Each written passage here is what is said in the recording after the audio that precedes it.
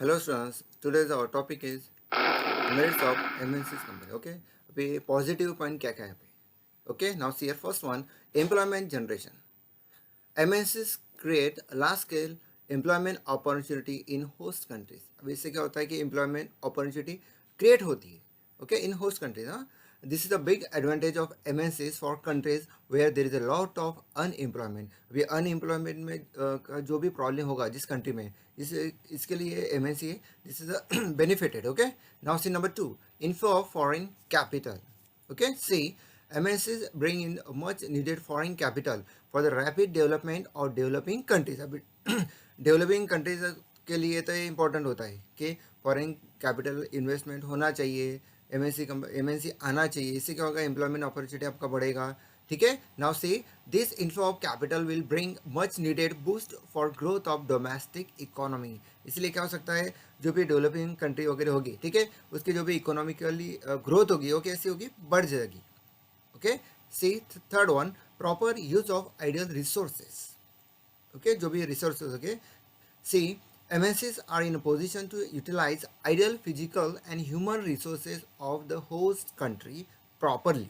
ठीक है, वो प्रॉपरली यूज़ करेंगे because of their advance technical knowledge. ठीक है, अभी MNC बोलने के बाद तो आपको समझ में आया होगा कि वहाँ पे एडवांस टेक्नोलॉजी जो भी होगी वो यहाँ पे यूज़ किया जाएगी.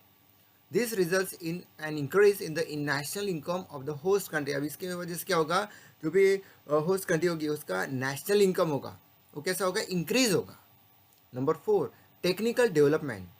MNCs carry the merits of technical development of host countries. क्या बोलने पे, MNCs carry the merits of technical development. Okay, technical development of host countries. In fact, MNCs are a vehicle for transfer of technical development from one country to another.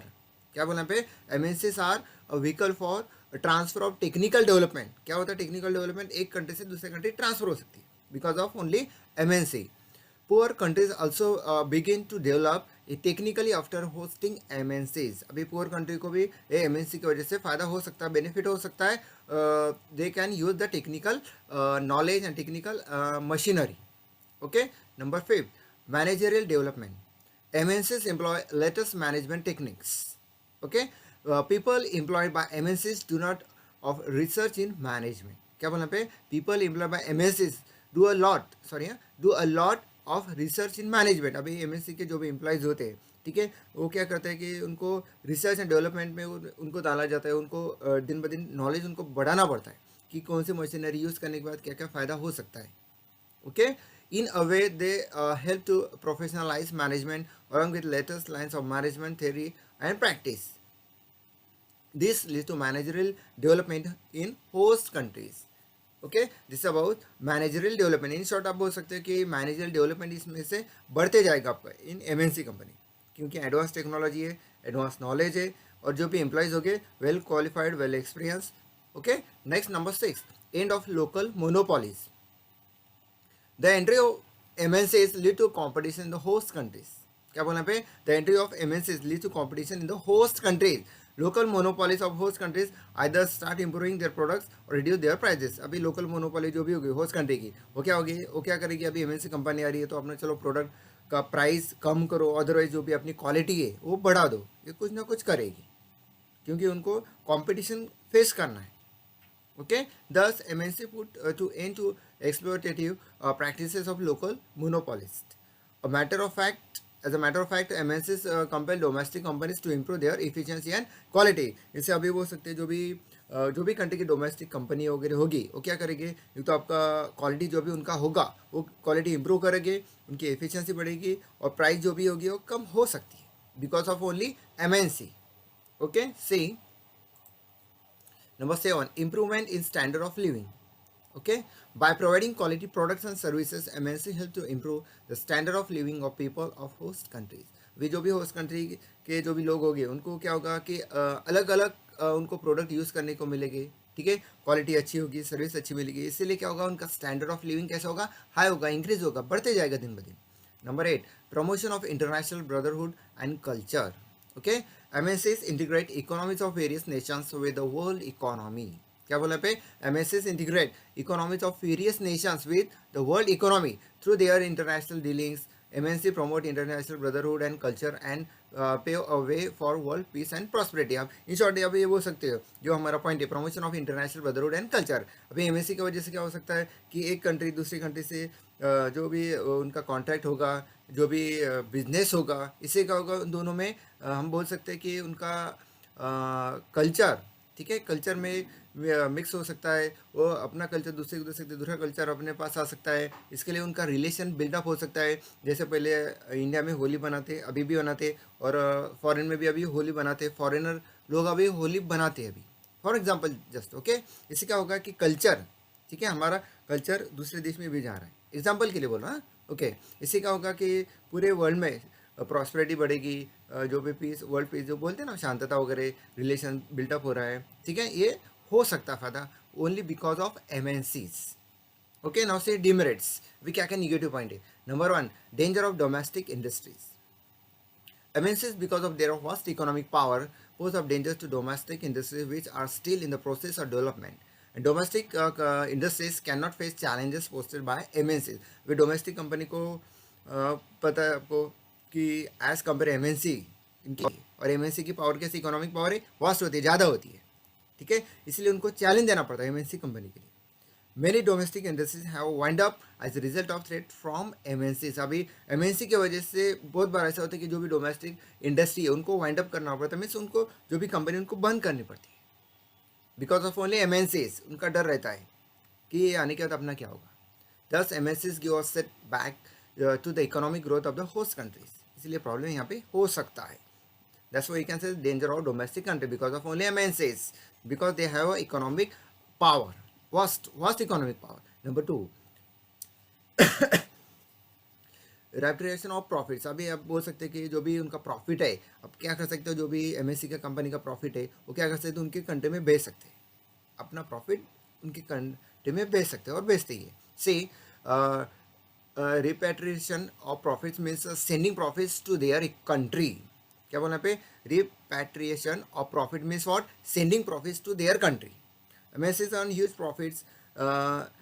Repatriation of profits by MNCs adversely affect the foreign exchange reserve of the host country, which means that a large amount of foreign exchange goes out of the host country. अभी host country का जो भी, जहाँ पे MNC company होगी host country में, ठीक है, इससे क्या होगा कि MNC कंपनी का जो भी बोल सकते हो फॉरेन एक्सचेंज है, ठीक है, वो कंट्री का उनके खुद के कंट्री में, जहाँ पे उनका MNC का हेड ऑफिस होगा, जहाँ की वो कंपनी MNC कंपनी, ठीक है, वहाँ पे उनको फॉरेन एक्सचेंज जाएगा, वो भी इन लार्ज अमाउंट, हाँ, थोड़ा बहुत नहीं, large amount. Number 3, interference. Initially MNC help the government of the host country in a number of ways and then gradually start interfering in the political affairs of the host country. Starting में क्या करते हैं MNC company कि चलो अभी यहाँ पे हम MNC कंपनी में इसके ब्रांड डाल रहे, तो चलो अभी गवर्नमेंट को कुछ थोड़ा बहुत हेल्प कर लो, ऐसा वगैरह बहुत सारा करते हैं, ठीक है। और उसके बाद क्या करते हो कि इंटरफेरेंस करते हैं in political affairs, okay, of the host country, जहाँ पे भी उनके ब्रांचेस है। Then there is then implicate danger to the independence of the host country in the long run. इसलिए क्या हो सकता है कि जो भी होस्ट कंट्री के लिए इन फ्यूचर के लिए थोड़ा बहुत धोखा हो सकता है और उनका इंडिपेंडेंस जा सकता है, धोखे में आ सकता है। Number 4, disregard of the national interest of the host country.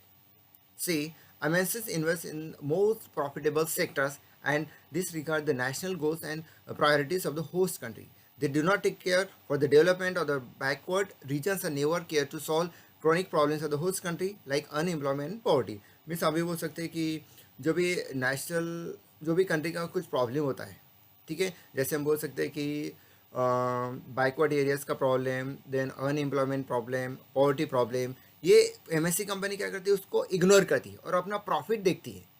इससे क्या हो सकता है कि उस कंट्री को जो भी मेन उनके फीचर्स होते हैं, मेन एम होता है कि बैकवर्ड रीजन का जो भी प्रॉब्लम है सॉल्व करो, अनएम्प्लॉयमेंट सॉल्व करो, पॉवर्टी का प्रॉब्लम सॉल्व करो, ये छोड़ के MNC क्या करती है, खुद का प्रॉफिट देखती है, ये बाकी को थोड़ा बहुत इग्नोर करती है। Okay, now take next one, number 5, misuse of mighty status. MNC is a powerful economic entities. आपको तो पता है MNC के पास बहुत सारी इकोनॉमिकली पावर जो है बहुत पावरफुल है, हम बोल सकते हैं इन शॉर्ट, ठीक है। They can afford a bear losses for a long while in the hope of earning huge profit. इसलिए वो क्या कर सकते हैं कि उनको ह्यूज प्रॉफिट अर्न करने के लिए स्टार्टिंग में बहुत सारा लॉस बेयर कर सकते हैं, अफोर्ड कर सकते हैं। Okay, they have entered local competition and achieved monopoly in a greater extent. This may be unfair strategy of MNC to wipe off local competitors from the host country. इसलिए वो क्या कर सकते हैं, MNC कंपनियाँ, they have entered local competition and achieved monopoly, इसलिए local competition वो उसका एंड कर सकते हैं और वहाँ पे उनको खुद की मोनोपोली क्रिएट कर सकते हैं, मे बी और मे नॉट बी। हाँ, this may be unfair strategy of MNCs to wipe off local competitors for the host country। ठीक है, next number 6, exploitation of natural resources। MSs tend to use the natural resources of the host country carelessly। ठीक है, जो natural resources है वो use करेगी, लेकिन कैसे, केयरलेसली। ठीक है, प्रॉपर यूज़ करेगी क्या, नहीं। They cause rapid depletion of some of the non renewable natural resources of the host country. In this way MNCs cause a permanent damage to the economic development of the host country. इसीलिए क्या हो सकता है कि ज़्यादा natural resources misuse करने की वजह से जो भी होस्ट कंट्री का जो भी इकोनॉमिक डेवलपमेंट है वो परमानेंट डैमेज हो सकता है। Number 7, selfish promotion of alien culture। MNCs tend to promote alien culture in host country to sell their products। अब ये बोल सकती है कि MNC से क्या हो सकता है, क्यों क्या MNC कंपनी क्या कर सकती है कि ये जो होस्ट कंट्री में टू सेल देयर प्रोडक्ट्स, वो सेल करने के लिए अपना कल्चर वहाँ पे दे सकते हैं। मिस यूएस का कुछ यूएस की कंपनी है, यहाँ पे इंडिया में कुछ ब्रांच वगैरह उन्होंने ओपन किए, MNC कंपनी आई इंडिया में। ठीक है, तो क्या करें, उनका कल्चर अपने को दे सकते हैं। ठीक है, they make people forget about their own culture heritage. इसकी वजह से क्या हो सकता है कि हम इंडियन अपना कल्चर भूल सकते हैं। Example, in India MNCs have created a taste for synthetic food, soft drink etcetera etcetera. अभी आपको तो पता है कि MNC जब से स्टार्ट हुई है, इसके वजह से हमने बहुत सारा जो कोल्ड ड्रिंक्स हम पीते हैं, ठीक है, ठीक है, आपको तो पता है कि कोल्ड ड्रिंक्स हेल्थ के लिए डेंजर ही होता है, लेकिन हमने क्या किया, हमारा कल्चर छोड़ के फॉरेन कल्चर हम यूज़ कर रहे हैं। उसके बाद हम बोल सकते हैं सिंथेटिक फूड, जो हम बोल रहे हैं ना, पिज़्ज़ा बर्गर वगैरह सब बाहर का ही है, आपको तो पता है। Okay, this promotion of foreign country by MNCs is injurious to health of people also. अभी ये जो फॉरेन कल्चर हम यूज़ कर रहे हैं because of only MNCs, this is injurious to health of our people. हमें पता है, तभी हम क्या करते हैं, ये इसे इग्नोर करते हैं। ठीक है, इसे इग्नोर नहीं करना चाहिए।